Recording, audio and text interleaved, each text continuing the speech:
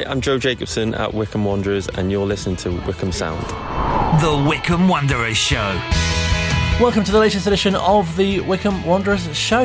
In the next hour, you'll hear from Matt Bloomfield a couple of times, speaking post-Tuesday night in the fantastic win over... I do say fantastic a lot, don't I? Someone point that out. The West Ham's under-21s in the Bristol Street Motors Trophy last 16 tie. That was Adams Park. The draw for the quarterfinals is tomorrow evening at 6:30.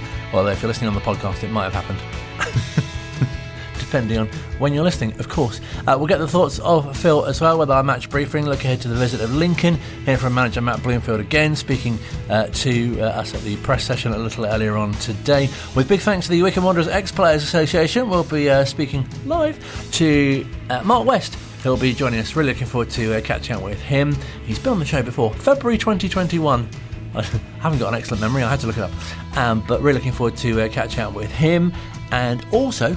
from Wycombe Wanderers Women, we'll catch up with Krystal Follett, who, when she came to the club, was a striker and is working her way backwards.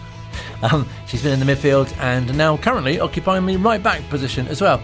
But as you'll hear, not prepared to go too much further back in terms of between the sticks. But she might perhaps go forward again. You never know. We'll find out that and bring you some other club news as well. We'll have a bit of a notice board section with Luke. Lots to bring you as well. So yes, I think you'll enjoy it. I hope you'll enjoy it. Otherwise we've essentially failed. First though, let's chat to Phil and bring you up to date with what happened on Tuesday night. Yeah, it was a really good game. Really good game, in fact. So yeah, it was cold, but when you win and it's a decent game to watch, then you don't feel the cold quite so much.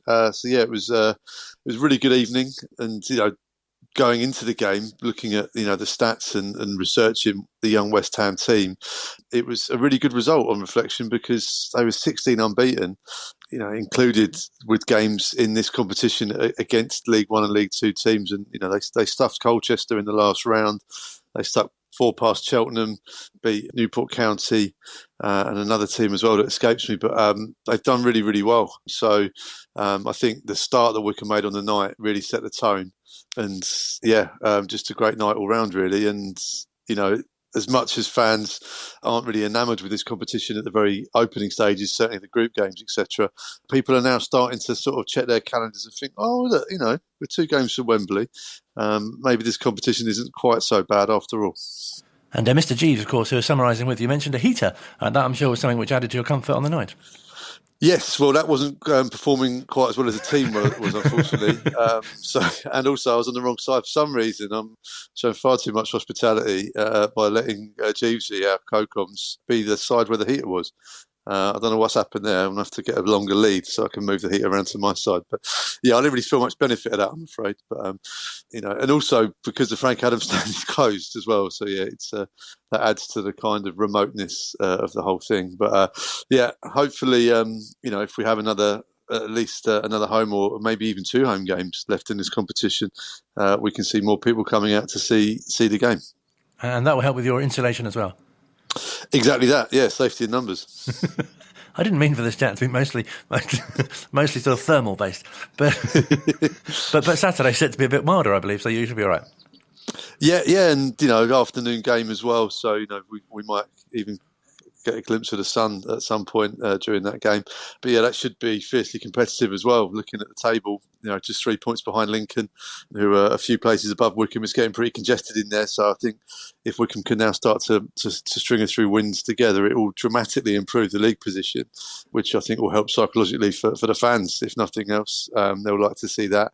But also, we've seen that the way that the performances have been going, and it's no coincidence that it's with players coming back from injury, being available to selection again, and Sam Vokes, back out on the pitch as he has been for a little while now, but match fit and scoring. So he's had an excellent last couple of games and has started to find the back of the net, and hopefully it can be a really good run for him between now and the end of the season.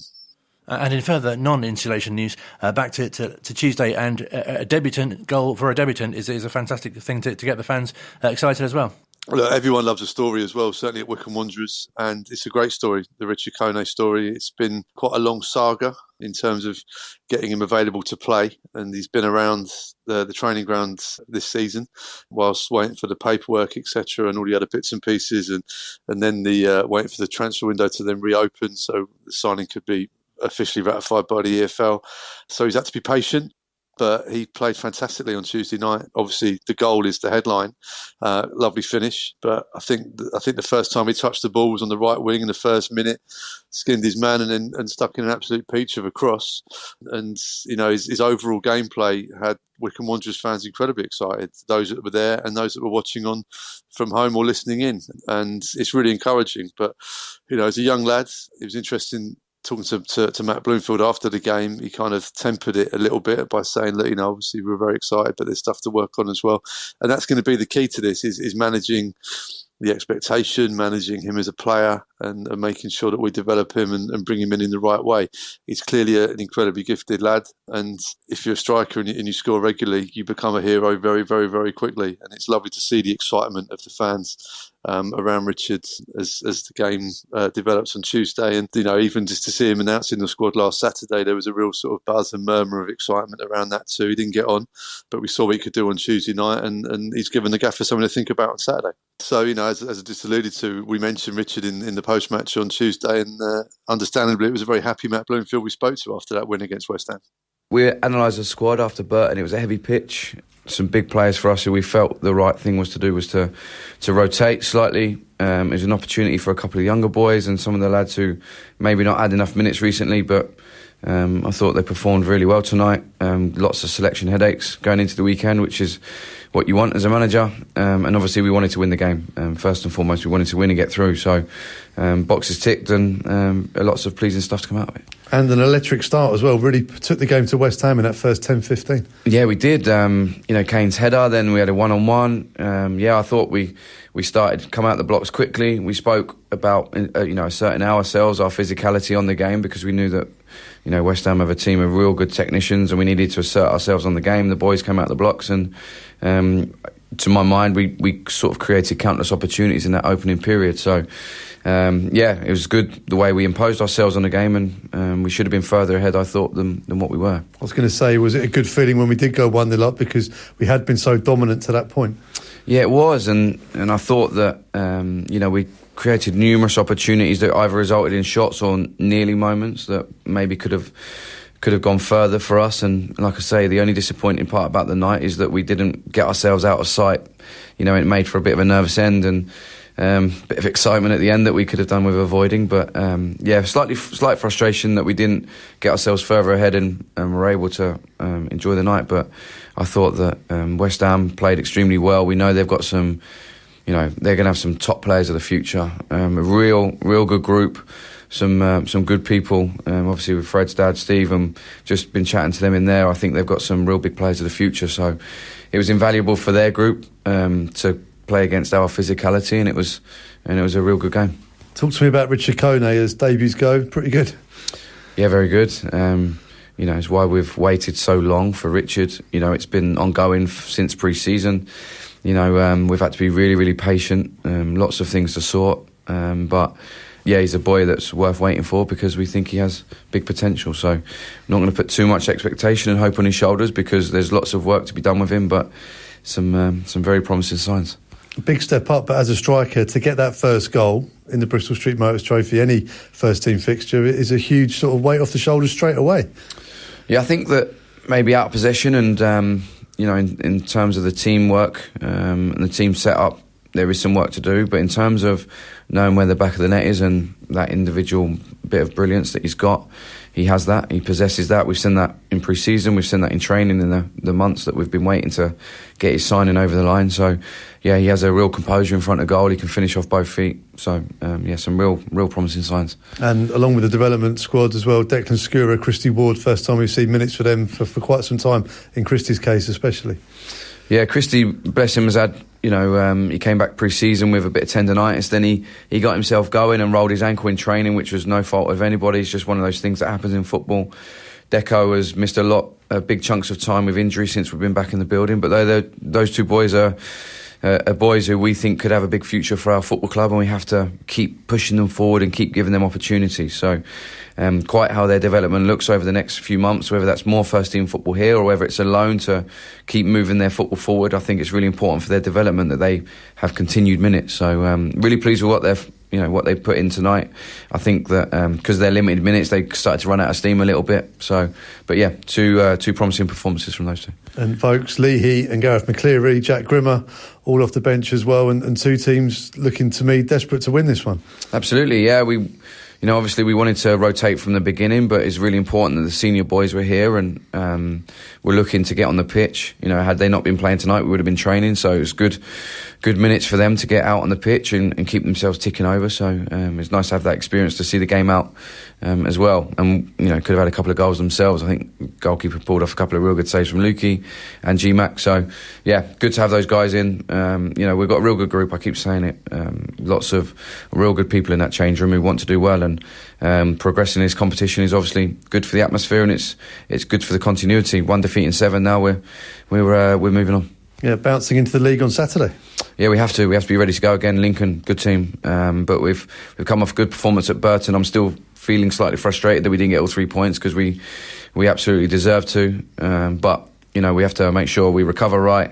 Lots of competition for places, which is what you want. We have to be ready to go on Saturday. And also something which stood out to me in the commentary as well was Brian mentioned, didn't he, that it's a kind of a group ethic and a group win for the team. So although it's a different competition, it can really help for the 3 games unbeaten in the league as well.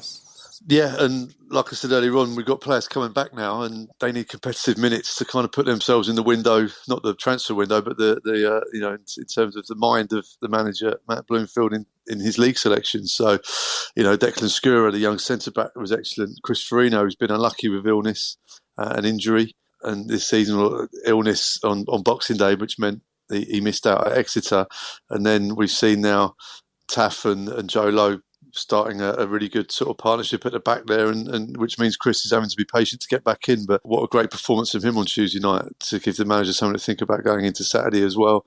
Became Vincent Young, left wing back on Tuesday night. He's a flexible player, but he's a player that's worked incredibly hard to get back from a nasty injury this season, and to get himself back in the squad as well. And then there's, like I say, there's people, Josh Scowen, who's ticking over whilst he goes through his suspension, an incredibly Josh Scowen-esque performance on Tuesday too. So things starting to look good. I think, nice headaches for the manager to have. I think, the some of the issues of injuries earlier in the season would have been very difficult to deal with. But now this is the nice problem, isn't it, of them all hopefully all coming back at the same time. And then it's then working out the best system, the best team, the best players to deliver the results we all want on a Saturday.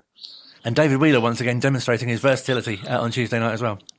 Yeah, look, what a great pro to have around the building. And there was it's one of those sort of characters and one of those sorts of players. If you ask something of him, you're going to get 100%. And he's got that sort of football intelligence as well to be able to play more than one position, several more than one position, really, really well. And yeah, I thought he was excellent on Tuesday night as well, and gives some excellent cover in that midfield position. I think Wycombe fans love watching Josh Scowen and Freddie Potts together. Obviously, that can't happen for the next 2 league games, but having someone of the calibre of David Wheeler waiting in the wings, or even on the wing at some point, is a really, really good tool to have.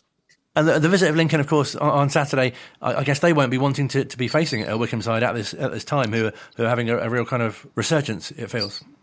Yeah, they've got a sticky run in the league. They've lost 4 on the bounce. They've been busy in the transfer window already. They signed a striker outside of the window. They've had to wait a bit like us with Richard Kone. They signed an exciting young lad from the League of Ireland. He's now available to play. Freddie Draper, who was, he's their player. They've recalled from Walsall. He's been banging in the goals in League 2. Had a fantastic start to the season down in League 2. He's back.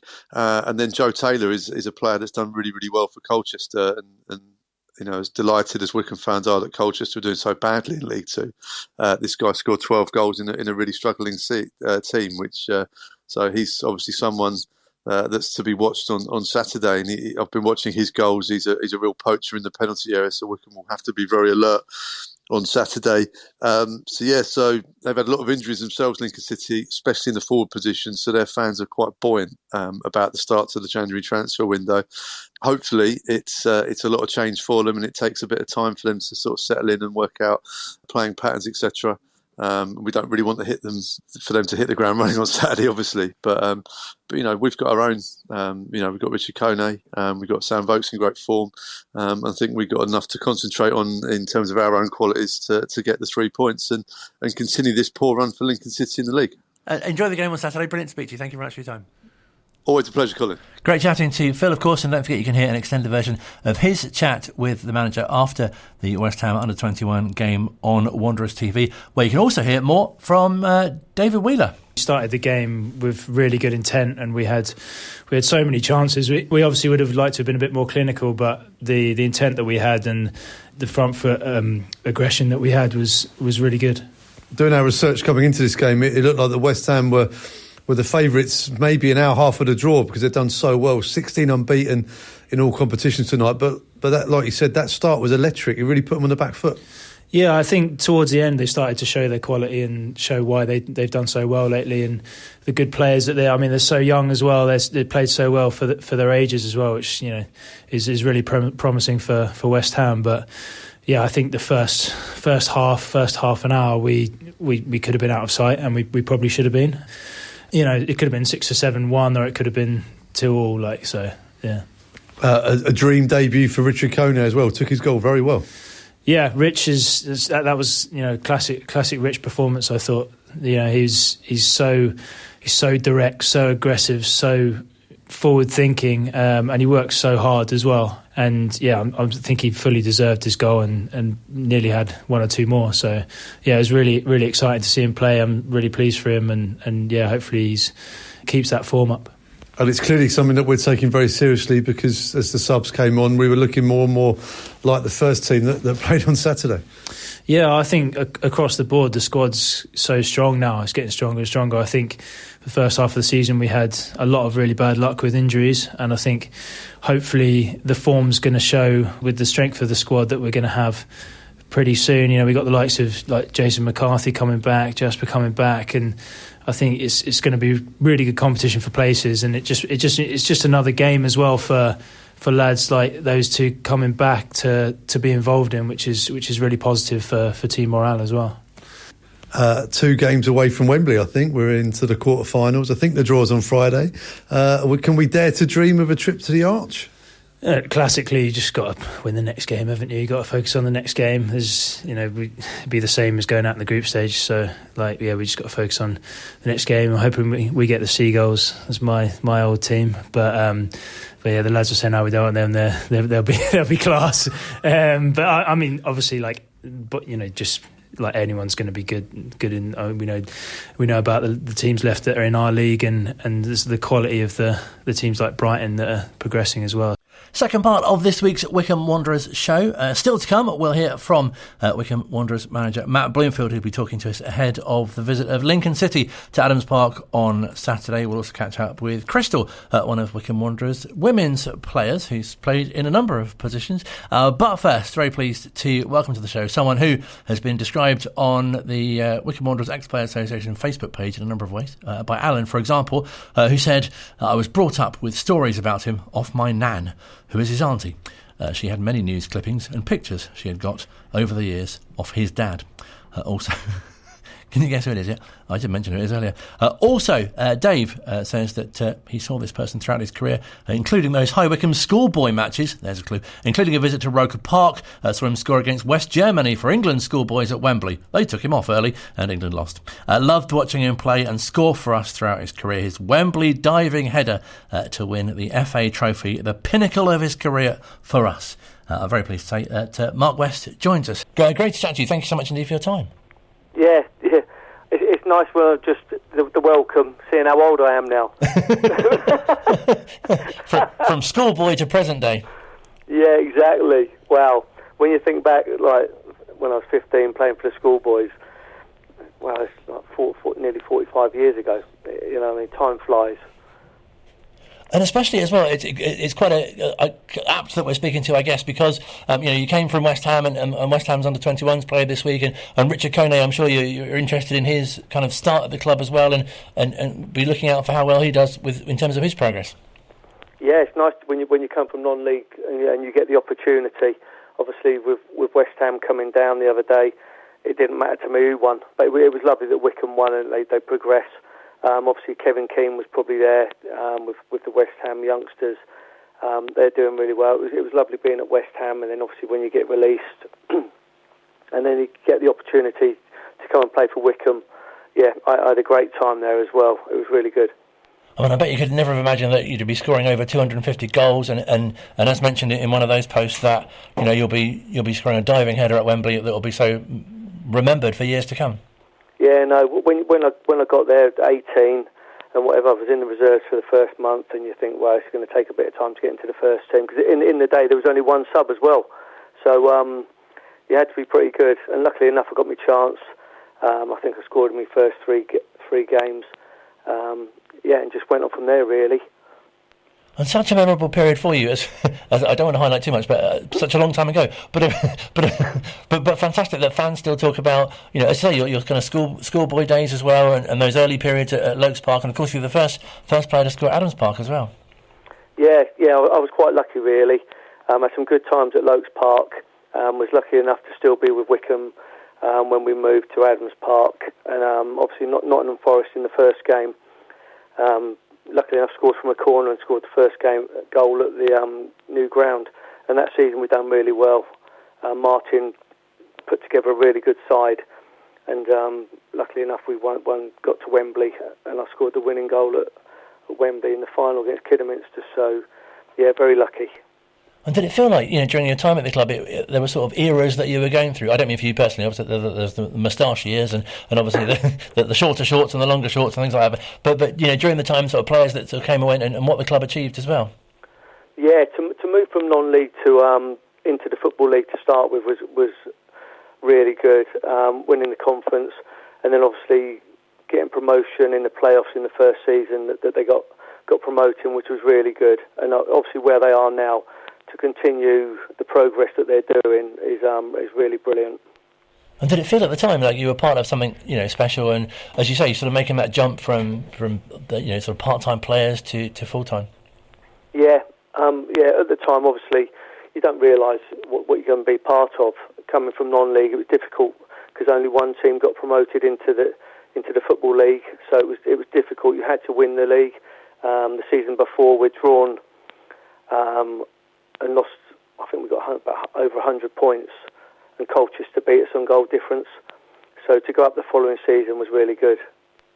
I mean, it's really nice, and I guess great that, as Dave pointed out, that diving header was a real pinnacle. But are there sort of, and there are so many obviously, but are there any particular kind of goals that really stand out for you, or occasions for your time at the club? I didn't score many. Well, I did score a few. I didn't score many from outside the box, actually. The lads, even now, they have a laugh with me, saying most of my goals were about 3 yards out, all tap-ins. I remember, I think it was Boxing Day, I scored a 35-yarder against Aylesbury, and it was at Lokes Park, going up the hill towards the hospital. I think we beat them 1-0, so that was one for me. Like I said, I didn't score many from outside the box. Most of them were like little tap-ins, just reacting to little things that were happening. Luckily enough, I had two really good wingers out wide, Dave Carroll and Steve Guppy, that were really good players, and you just sort of, you knew when it was wide to get yourself in the box and hopefully be in the right place at the right time, which is one of the things that I was quite good at, actually, just knowing where to be. It does seem like a world away, doesn't it, when you talk about, playing teams like, I remember when I first used to start, going to watch the club, and they're playing teams like Fisher Athletic and Runcorn and Kettering, and you say to like young fans now who are just used to seeing, sort of League One sides at Adams Park. Yeah, to be fair, there's been quite a lot of change between the non-league and the Football League now, isn't there? A lot of teams that were in the league have come down, and a lot of teams that were in the non-league have managed to get and progress. I think that's really good for football. And really nice as well for former teammates that presumably you still keep in touch with, and fantastic for the Ex-Players Association as well. The annual dinner as well, and a real great opportunity for you to kind of share stories and experiences as well. Yeah, we're still friends with Chris and Gups and Dave Carroll. They're all on. We've got a little Facebook group that we're all together with. There's a bit of communication in there, a bit of laugh goes on, and it's quite good. And when we get together, it is really nice. Really special that you've all shared those experiences and been through that, as I say, really kind of historical period for the club. Yeah, like I say, when the lads came through, you got players like Keith Ryan, who just went on and was just so, that's proper legends. He's come from non-league football, and he had the opportunity, and he came through and he scored a goal in the semi-final of the FA Cup, and that's what little dreams are made of. And hopefully the lad who just signed from the non-league, is it Coney? Hopefully, he's got the opportunity now, and hopefully he can take it, and we'll see him banging a few goals in. Hopefully he'll be scoring over 250 for the club and making 500 appearances, and we'll be speaking to him in about 40 years' time. Yeah, there's not many people do that now. It's a funny game now. Most players 2 or 3 years and then they leave, don't they? So I think the manager now, Matt Bloomfield, obviously he was a real good servant for the club. There's not many that did what he did as well. So he deserves the opportunity what he's got now, and hopefully he can take the club forward as well. And do you watch out for, I guess, particularly strikers and young players who are making their way? And obviously the game is very different, but hoping that they do well and sort of following in your kind of path, if you like. Yeah, always look at the first result we look for is the Wycombe result, and you're always looking for the young lads that are coming through to start scoring goals. It's a great place to start playing your football. It's a great stadium, great supporters, and it's a lovely, friendly club as well. I think that's the thing. It's a real family club, so everybody that plays there, they all keep in touch with each other. So, hopefully the lads can score goals, and we can start moving up the table as well. I think it's especially nice from players, and obviously yourself included in this, because from Stoke and Church, and obviously played at schoolboy level in Wycombe, and it's so nice, isn't it, to have local people doing well for their local teams? Yeah, it is. Yeah, luckily I was lucky. When I left West Ham, obviously Wycombe were a good team at the time, so I was able to take my chance with them, and they looked after me, which was really nice. And it is a good club, so any local players that are out there and you want to try and play for somebody, Wycombe's a great place to start playing your football. And is that something, sort of an ethos you took into management as well, because you've been in charge at Tame, and it must be great to work with and develop other players as well? Yeah, obviously I played under quite a few different managers, and you take little bits from all of those. There's good bits and bad bits that you take from all of them, and you're always looking out. And obviously I gave up management this season. It's lovely when you get a player and you give them the opportunity, and they move up a couple of leagues and play at a higher level. Because at the end of the day, that's what you're there for. And if Wycombe can get a couple of players and they can progress to the higher level, that's what you're there for. And I imagine as well, this probably isn't the case at all, but I imagine, especially at this sort of stage, you've got quite a really big, comfy armchair, and you can sit back and reflect on your career. And there's a fire burning, and you can look at your caps and really look at old programmes. Or perhaps I'm romanticising about this a bit too much, but it must be really nice for you to kind of think back and think what you achieved. Yeah, I was quite lucky. I've got a thing on the back on the stairs as I go down. I've got my caps in the front door as we go out. Most of the trophies I won are in the loft. The wife won't have them out. But it is nice when you walk down and you have a little look and you think, I've played how many games and scored that many goals. And it's nice to think that you've actually achieved something. And when I walk around Wycombe, because I still go in Wycombe, people still recognise you and say hello to you, even though I'm getting quite old now. People still recognise you and they like to have a chat with, which is lovely. Because I guess at the time it doesn't really register what it means for people to go and watch you, whether it's at Lokes Park or Adams Park, and just see. I think as a striker as well, it makes this difference, doesn't it, with the goals. But how influential that you were to people's Saturdays or Tuesday nights. Yeah, no, people travelled long distances to watch you, so it's always lovely when people stand and have a chat with you, and I like to have a chat with people and say hello to them if they're willing to say hello to you. People used to come along to watch Tame, and they were Wycombe supporters that had been to watch me play. And it's lovely when they have a nice to have a chat with you. And great to sort of share in your achievements as well, and even things like being Player of the Season, or other you played for England as well at an international level at in non-league days as well, which must be, as I say, it's really great to look back on. Yeah, I was lucky enough to play for the England schoolboys. That was live on BBC. I think there was 80,000 people there, and I was lucky enough to score in that game. Obviously, in scoring at Wembley, the winning goal against Kidderminster, something to remember, and then getting an England cap that season as well. They're really lovely achievements to do, and it's things that you remember for the rest of your life. And I guess as well, quite surprising in a way that some of your former teammates as well perhaps didn't get to go on to achieve quite so much or play at a high level. No, because some of them were really good players. And it's just a little bit of luck sometimes, I think, as well. If somebody likes you and your face fits with certain people, different managers like different styles of play. And, I think you've just got to fit somebody's style of play and then you can move on. So, luckily enough, I was just quite lucky that way. Because as you mentioned, you were at the club quite a long time and played under a number of managers. Was that sort of easy in a way to adapt to their different styles and what they wanted? Yeah, and to be fair, it wasn't too bad. Some of the managers are a bit unlucky when they, you have a bad run and they get the sack and whatever. And you think, well, I was probably part of that because I've missed a couple of chances or whatever, and we lost 2 or 3 games on the trot. But I think it doesn't matter what level you are. Things evolve. Managers come, players come, and I think at the end of the day, it's the football club that stays there and is always there for people. Like I say, Wycombe, even the managers, the ex-players and managers association. Every time there's a dinner, there's lots of the old managers turn up, so none of them are sour. Everybody's happy. Everybody got treated really well. So, yeah. It feels as well, doesn't it, like every sort of almost decade that there's a sort of something really special happens, whether it's a cup run or promotion or going to a playoff or a trophy, and I think that's really special about the club as well, and really helps to make that kind of history and people really grow to love the team even more. Yeah, I think over the years, obviously, they've got in playoff finals, they've got promotion.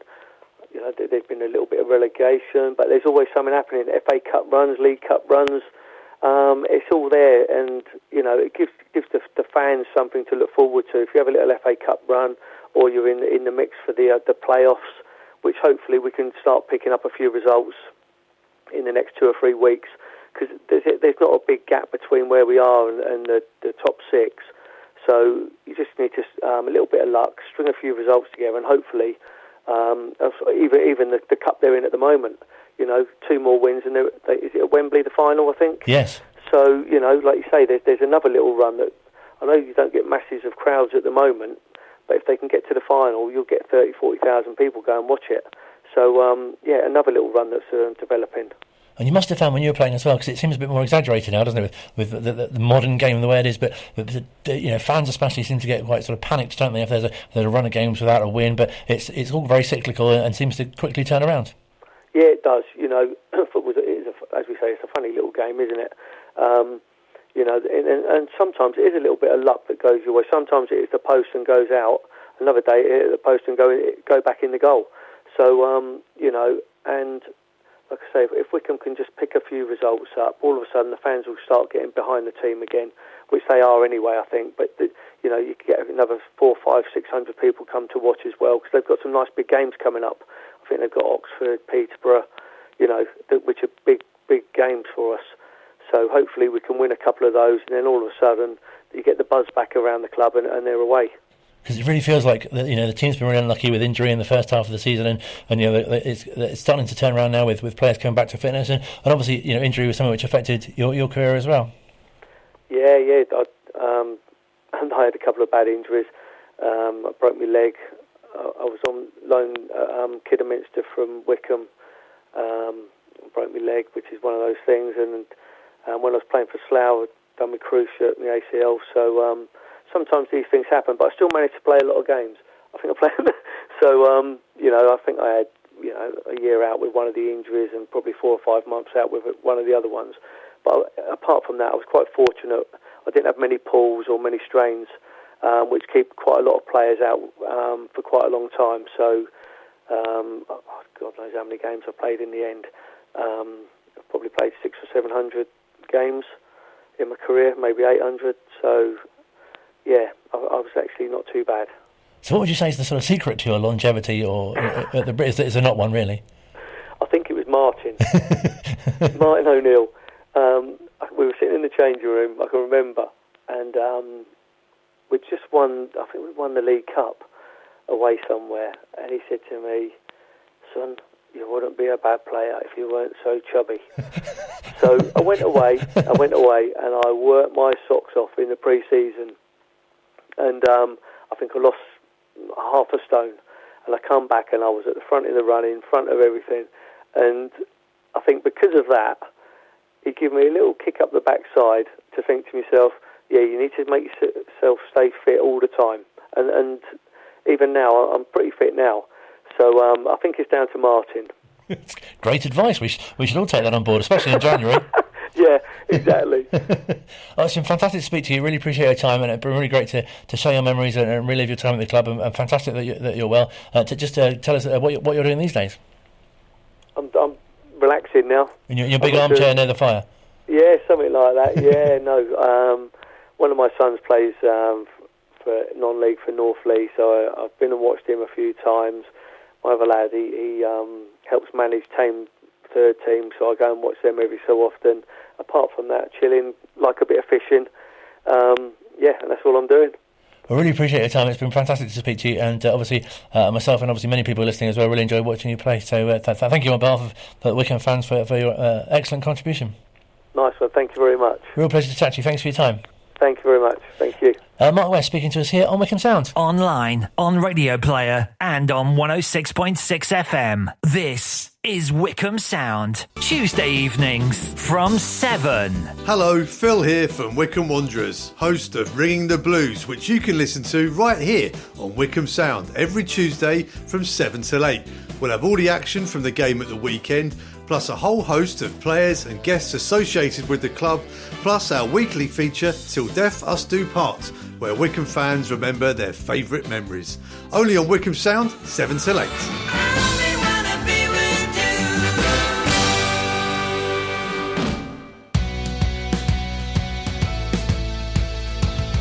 The Wycombe Wanderers Show, Thursdays from 7. 106.6 FM, Wycombe Sound. Second part of this week's Wycombe Wanderers Show. Fantastic to catch up with Mark West. If you'd have told me when I started watching Wycombe that I get to speak to Mark West about 40 years later, I'd have been very impressed, I think. It was great to chat to, wasn't he? But also 40 years ago, would you have thought you'd be on the radio? No, that's a good point. No, I think you wanted to be a hotel manager or something. Really? I don't think so, no. Well, eyesight would have been terrible for that. Number 33. Oh, no, it's 103. Never mind. You know what that means? Are they hotel rooms? Hotel rooms, yeah. Oh, I see. Well, they were bus numbers or something. I didn't understand that at all. Takeaway order. Thank you. Still to come, we'll hear from manager Matt Bloomfield, plus news of a former manager as well who'll be appearing on the show.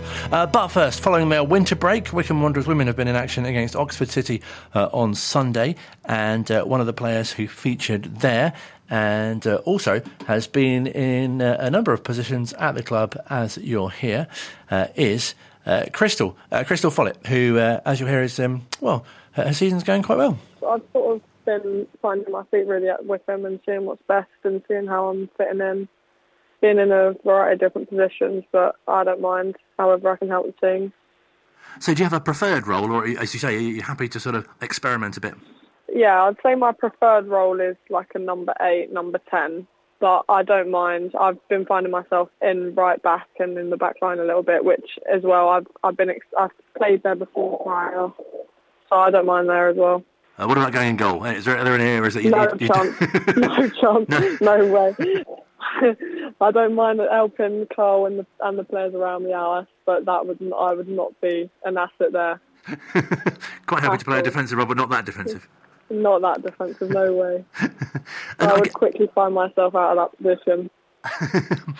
And how have you found your time at the club? Because I guess it's been really nice for you to be able to settle in and sort of play a real part in the dressing room as well. Yeah, it's been great. I've really enjoyed it. Coming in, it's quite daunting, stepping up and leveling football as well. I was afraid of the players, how they'd take on to me, but I think they've taken to me quite well, and I've taken to them. It's been really enjoyable. Because I guess there's a real nice spread of ages, isn't there, at the club? There's really experienced players, but also comparatively young players like yourself. But it's great how you all fit together. Yeah, so exactly. Like there's not so many of us that are young, but even still, like credit to the older ones as well, because they do manage to be a bit immature with us youngster ones, but they also have quite a hard head and know when to sort of knuckle us down and tell us to get the right headspace on. I've been told off a couple of times by Bobby on the field just to be mature with it. It's a really nice combination, isn't it, though? Because you all seem so sort of focused, but at the same time, can really enjoy yourselves as well. Yeah, of course. Like, we all have a laugh. We all get on genuinely, like, off the field, on and off. Like, we know how to go from serious on the field to have a laugh off the field and just enjoy each other's company. And what's it been like for you as well? Because I guess this is the highest level that you've played at too. Yeah, it's been challenging for myself personally to sort of find my own ground and find what I'm comfortable with, and obviously being in the different positions. It's been a struggle, but I've also been enjoying the football, like playing and learning new things, like learning all the new how to be and how to play with the people around me, and to learn that different tactics within the team. And it's been so enjoyable, but I think also I've struggled myself with little things and having things as well going on, but I'm really enjoying it. It's really nice to play in the higher leagues and have every team be a challenge.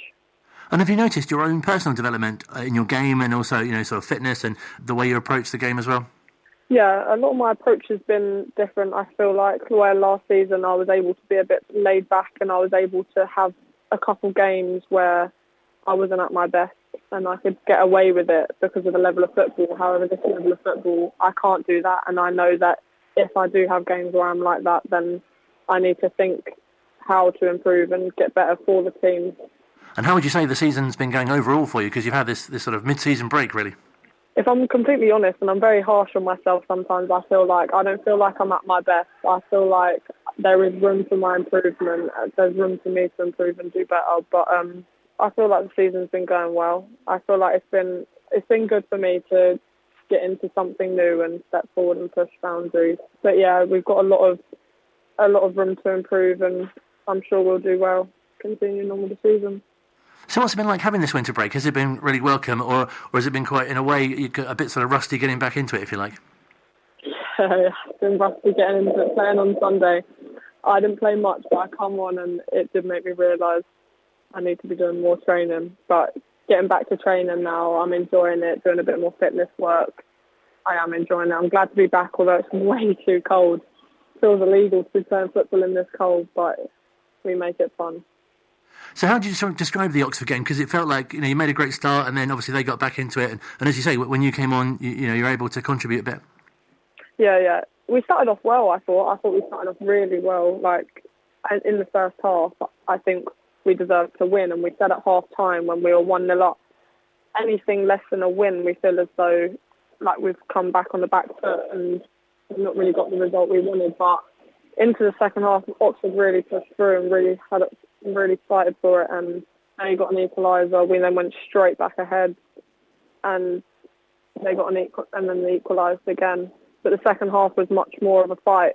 Where the first half was, I think it was like fitness levels that got towards the end. It started getting to where we need to continue our resilience and our strength and pushing through at the end. But it was a good game, good battle, and at the end it deserved to be a draw. I think as well, listening to the manager's post-match comments as well, because I guess supporters wouldn't realise, but you only had one training session, didn't you, in between, whereas normally you'd have two in a week. Yeah, we only had that Thursday prior, when normally, obviously, now we're back at Tuesdays as well, Tuesday, Thursdays. But yeah, that's what I think we needed, that little bit more, and obviously getting back into it. We knew we were going to be rusty, so even for 1 point was good for us.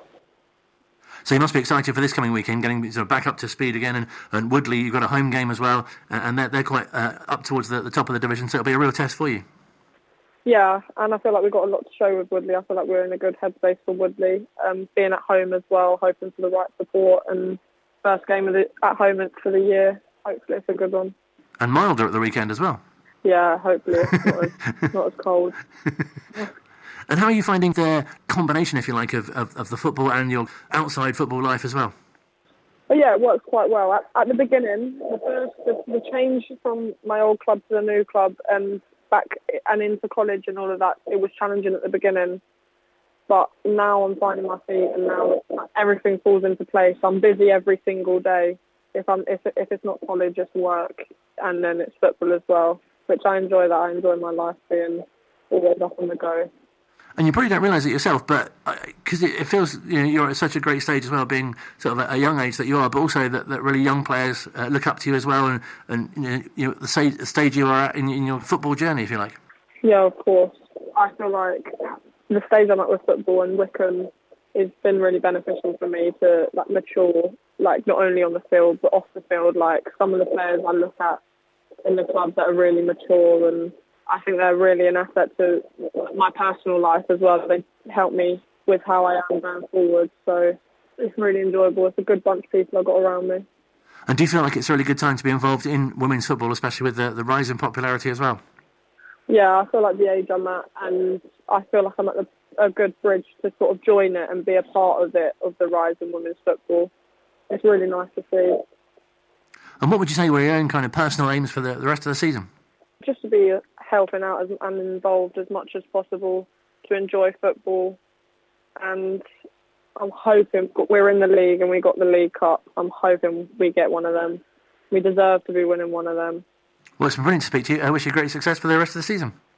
Thank you very much, Colin. See you soon. Great chatting to Krystal, who's at college in Langley. Oh, very nice. Doing sport. Nice. Hopes to go to university and become a paramedic. I'm good on her for doing that. Absolutely. It's a very fine career choice. I think it's very nice that, very noticeably over the last couple of weeks, that, this season, I think, that there's a lot of similarities between the men's team and the women's team, between the environment and the culture, or it's such a nice family and stuff like that. That's all I had to say. Oh, Your Honour. Sorry. I can tell you what the Chair Girls' next games are. Oh, please do, yeah. That's right, it won't become serious very soon, don't worry. Wycombe Wanderers Women are playing Woodley United at home on the 14th of January, which is a... Tuesday? Is it? No, it must be. Is it? Sunday. No, it's Sunday. Must be Sunday. Why have they played on a Tuesday? That's a 2 o'clock kickoff at home, so that's Burnham. Usually training on a Tuesday. Eastleigh are away to Wycombe, or Wycombe are away to Eastleigh on the 21st of January. That must be a Sunday. That's the 2 o'clock kickoff. And then Wycombe Wanderers Women TBC also on a Sunday, the 28th of January at 2 o'clock. Oh, nice. You can follow the Chair Girls news on this show and also at WWFC Women on Twitter. What colour kit's a TBC? I don't know, but Lincoln City's goalkeeping kit is quite something. Oh. Look out for that on Saturday. You've got some other kit news. Yes, hang on. Would you like the notice board section? Yes. Is it broken? Bit slow. Would you like some breaking news then? Yes. Has Planet Beauty started again? It's back again. This is how news used to be. Hello from London. The breaking news is that Taylor Swift's favourite shirt, the red third away kit... Is that her favourite? She's got a song called Red. Oh. Is available to buy in Adams Park Store. Adams Store? It's been a long day. Or online from next week. Smart, isn't it, the red one? I think it's my favourite. I'm going to say that the green one's quite close. I was going to say, I thought you said the green was your favourite. I changed them. Bristol Rovers, Portsmouth and Peterborough. We've already played in them. There will be a couple more by the end of the season as well. It's all celebrating Hummel's 100th anniversary. And yes, it's available right now. Not now? Here, though, but Adams Park. There's going to be a queue for me outside. I was going to say, yeah. Well, that is good news. That is very good news. Some other news is... You've got some Damani news. I have some Damani news. He has rejoined Rochdale on a loan for the rest of the season. He's made 19 appearances for the club during a loan last year. Began the current campaign on loan to Sutton. He featured 9 times. Max Cavana has returned from his loan at Aylesbury United as well. And something that was mentioned at press today with Wycombe Wanderers manager Matt Bloomfield, who will hear very shortly, is that the good news that Jason McCarthy and Jasper Patterson are now back on the grass. Yes, but not the grass at the training ground. No, it was a bit icy today. There would have been more injuries. Yes. There was some later training going on at the training ground earlier on, but not the main session. Really looking forward to seeing Jason McCarthy return, because obviously not featured too much this season. No. Great news that Jasper's returning to training as well. That is really good news. As mentioned, we spoke to Matt Bloomfield a little earlier on as he prepares for his 50th Wycombe game in charge. That's come around quick, hasn't it? That is very quick. Yes. Good. Here's Matt. Yeah, absolutely, mate. We're really pleased. The last 3 games, I think we're averaging 20 shots a game, which is nice. I feel like we're playing the attacking football that we've been going after for a while. So it's been nice. The performance levels have been good. It was nice to get a win the other night and get through to the next round. And I thought there were some very good performances in there. The manner of I think the victory was very good. The manner which we started on the front foot, came out the blocks and really attacked the game was really nice. And we want to try and carry that on into the weekend if we can. And of course, fans will be excited to be seeing Richard Kone scoring on his debut as well, and great for his start at the club as well. But is that someone that you need to kind of protect a bit as well, really? Yeah, absolutely. We've been after Richard for a long time. It's been a very patient process. I sat on a Zoom with his guardians and with his agents in September time, I believe it was. He's been on our radar for a long time. He was with us in pre-season. We had to be patient, but he's a boy that we believe in. We've given him a long contract because we believe in him, but at the same time, he's still only a young player who's going to be learning his game, and we have to make sure we protect him in the right manner and use him at the right times, and make sure that he's able to continue his development. We believe in him, and we believe him as a footballer. We believe that he's going to be a big part of our future, but we have to be careful with how much we heap on his shoulders because he's still a young lad learning his trade, but he's showing some good signs. And I imagine a game like Tuesday night was a great opportunity for other members of the squad who perhaps haven't been playing so regularly to really kind of force their way into your plans more as well. Yeah, most certainly so. I think that, Chris Farino, for instance, missed out at Exeter on Boxing Day on the morning of the game with an illness. And then, Jolo and Taff have been very, very good the last few games. Have found himself out of the team only through illness. Came in on Tuesday night and I thought was very, very good. Richard Kone utilised that opportunity incredibly well to show us what he could do.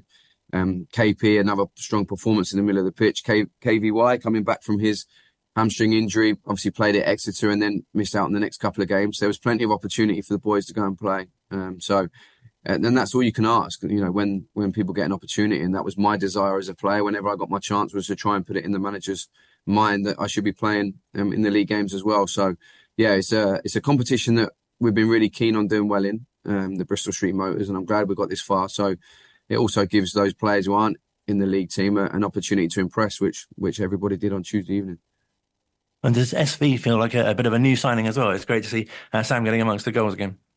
Yeah, brilliant. We know how big a player he has been for this football club over the last couple of seasons.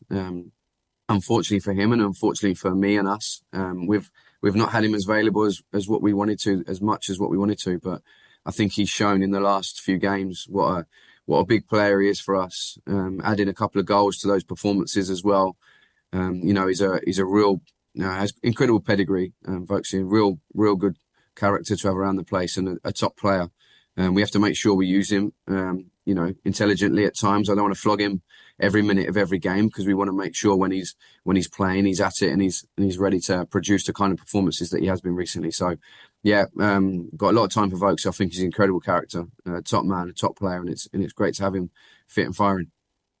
And looking ahead to the visit of Lincoln on Saturday, you're coming up against a team who lost against 3-0 in the summer, but that they'll be coming up against a very different team on Saturday, of course. Yeah, with a new manager as well, who's somebody I know well. Done a course with Scoobs, and he's a good guy, a good person first and foremost. Knows his football, knows what the job he's doing at Lincoln. They've got some new players in their building that they've signed during January, or recalled from loan and been available now after having them in the building in terms of their front players. So yeah, it'll be a good game. I'm looking forward to it. A team that we really respect and the way they go about their business, a well-run club, and what promises to be a good game on Saturday afternoon. Should be a fantastic occasion at Adams Park. 3 games unbeaten in the league, and as Matt mentioned, only 1 defeat in the last 7. Yeah, exactly. Josh Scowen is in the Legends Lounge as well. Oh, that's good news. That is exciting. In other player news, next week, I can tell you, we'll be chatting to Cedo, John Barty. Very nice. In behind-the-scenes news, he was due to be on last week, but he was taking his daughter to Dortmund. Oh, fair enough. Yeah. In other ex-player news, I'm very excited to tell you that we'll be speaking to, in the coming weeks, someone who played for the club. Oh, okay. Managed the club very recently. Okay. Who could it be? Was in fact the previous manager. Spoke to Gareth Ainsworth this week on his music because the Cold Blooded Hearts debut album was released in July, and we were due to speak to him sort of around that time, but he was doing something else. He might realise he's quite busy. Yeah. And so, yes, caught up with him. That is the chat that you'll hear on Chatsworth on Tuesday after 8, and again on Wednesdays mid-morning, which you can catch up with on the Listening In feature on the website as well. We might put it on the Wycombe Wanderers Show feed. Oh, that would be good. Why not? Yeah. Perhaps with a little extra. Yeah. With his debut album, or his band's debut album, The Cold Blooded Hearts. So very nice. Yeah, we'll do a little tease. He'll be on the show as well. Quite looking forward to that. What other things can we? But he's going to come back for an ex-player session. Yes. That'll be very good to talk about his playing time. Obviously, he came on loan. A lot of people forget that, and was even in the team, in the squad as a manager as well. In some of the cup games, he was on the bench. He did a lot. Yes. So make sure, if you're not going to the game on Saturday, of course, there'll be full match commentary live on Wycombe Sound on 106.6 and on Wanderers TV. And back in the car park as well from 12 o'clock with Rob and team. Milder than the last few days as well, which will be a relief. Thankfully, yeah, and not icy, so that'll be something. As mentioned, Josh will be in the Legends Lounge. He will indeed. Red shirts will be available in the store. Absolutely. Pre-match drills will be out at some point. It's good this week. Features something very funny at the end. Ringing the Blues is a good one this week as well. Yeah. I said to Phil earlier that I particularly enjoyed this week's, which he thought suggested I didn't enjoy some of the other ones. Whoops. I had to backpedal a bit there. No, this week's was especially good with Yuri and other stuff too. All very good. And this is available on a podcast as well. We'll maybe listen to it now. Yeah.